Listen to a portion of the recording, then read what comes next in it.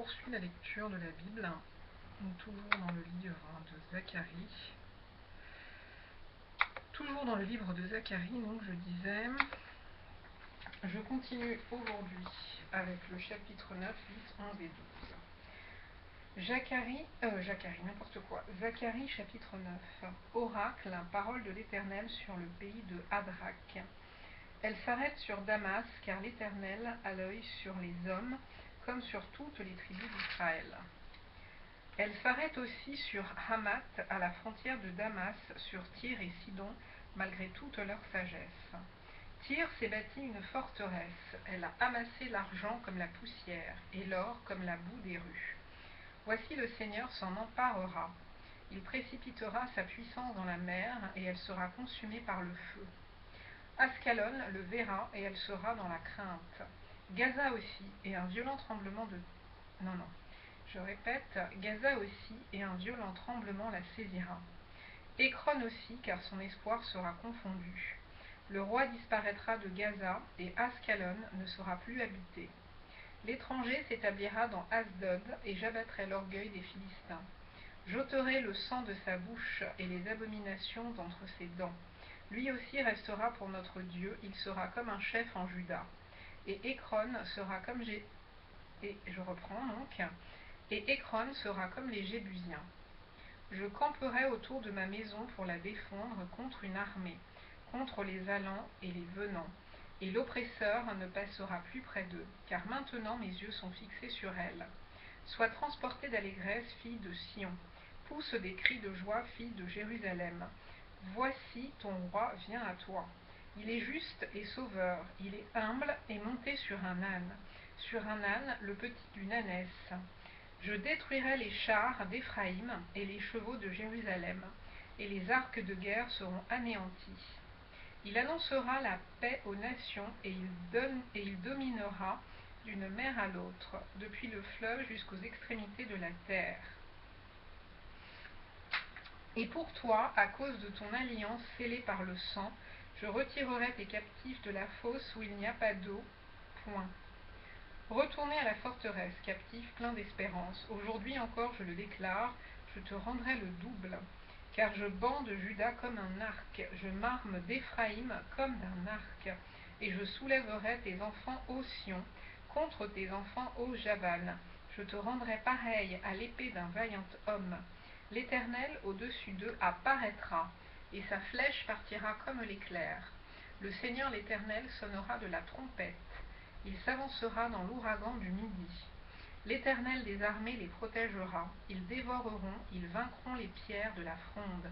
Ils boiront, ils seront bruyants comme pris de vin. Ils seront pleins comme une coupe, comme les coins de l'autel. L'Éternel leur Dieu les sauvera en ce jour-là, comme le troupeau de son peuple, car ils sont les pierres d'un diadème qui brilleront dans son pays. Oh, quelle prospérité pour eux! Quelle beauté! Le froment fera croître les jeunes hommes, et le mou les jeunes filles. Demandez à l'Éternel la pluie du printemps.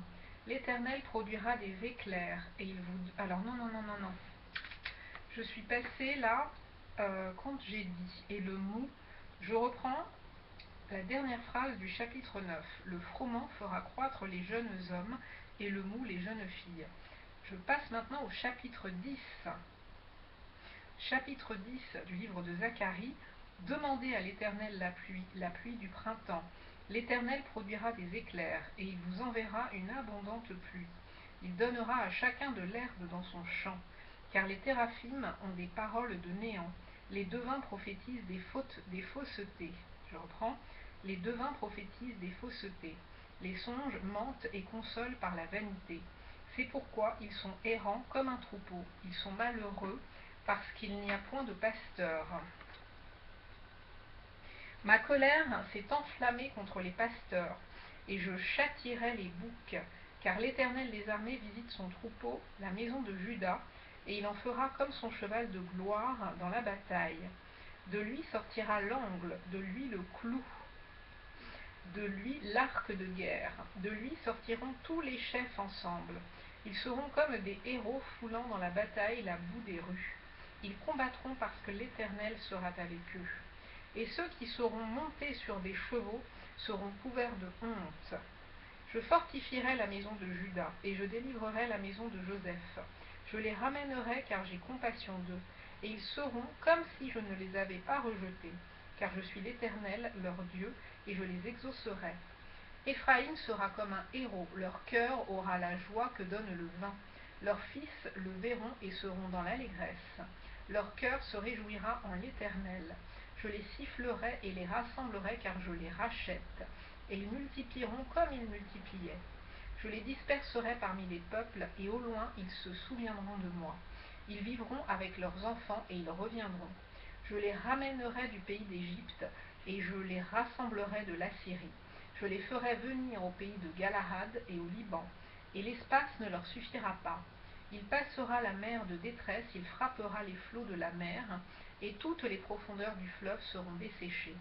L'orgueil de l'Assyrie sera abattu, et le sceptre de l'Égypte disparaîtra. Je les fortifierai par l'Éternel, et ils marcheront en son nom, dit l'Éternel. Chapitre 11 du livre de Zacharie.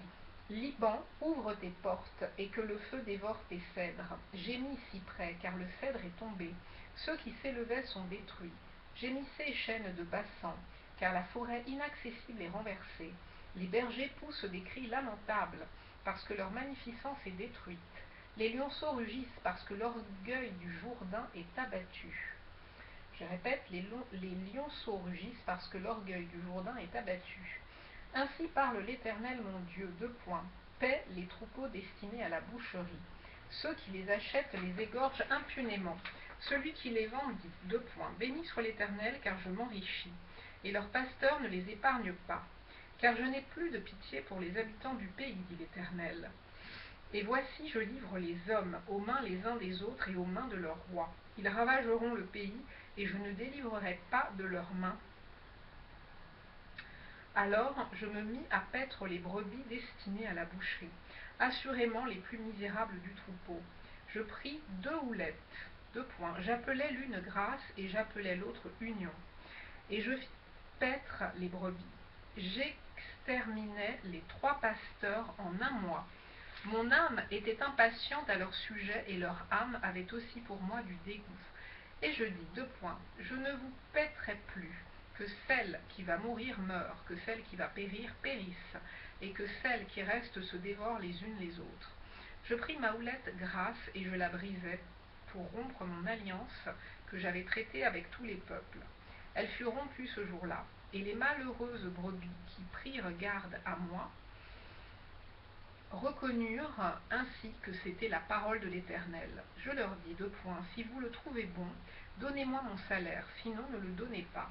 Et ils pesèrent pour mon salaire 30 cycles d'argent. L'Éternel me dit, jette-le au potier, ce prix magnifique auquel ils m'ont estimé. Et je pris les 30 cycles d'argent et je les jetai dans la maison de l'Éternel pour le potier. Puis je brisai ma seconde houlette, union, pour rompre la fraternité entre Juda et Israël.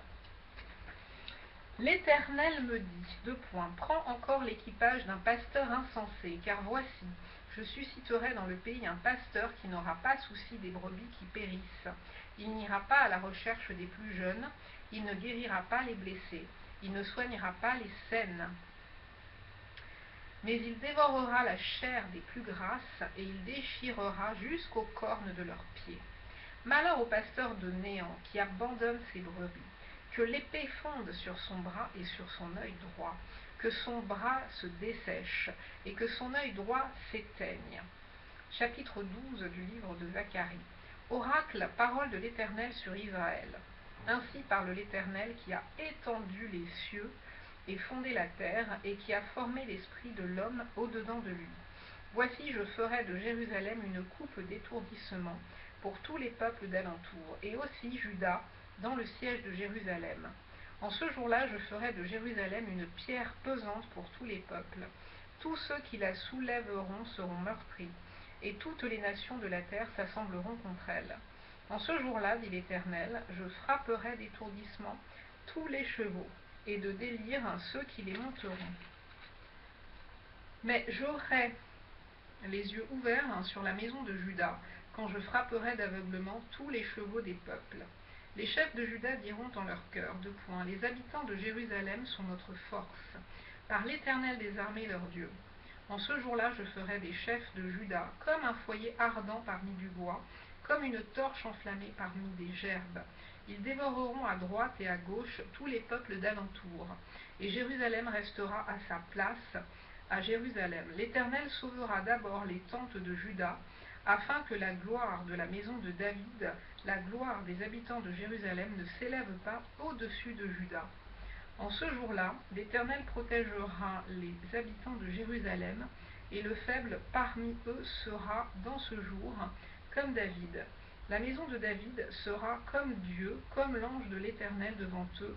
En ce jour-là, je m'efforcerai de détruire toutes les nations qui viendront contre Jérusalem. Alors je répandrai sur la maison de David et sur les habitants de Jérusalem un esprit de grâce et de supplication, et ils tourneront les regards vers moi, celui qu'ils ont percé. Ils pleureront sur lui comme on pleure sur un fils unique. Ils pleureront amèrement sur lui comme on pleure sur un premier-né. En ce jour-là, le deuil sera grand à Jérusalem, comme le deuil d'Adadrimon, dans la vallée de Mégidon. Le pays sera dans le deuil, chaque famille séparément. La famille de la maison de David séparément et les femmes à part. La maison de la maison de Nathan, non, la famille de la maison de Nathan séparément et les femmes à part.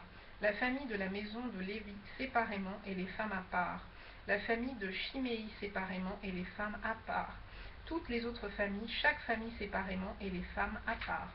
Et je m'arrête ici. Il me restera donc pour le livre de Zacharie le chapitre 13 et 14 et ensuite les 4 chapitres de Malachie. Et j'aurai fini enfin une toute première fois la lecture de la Bible dans son entier.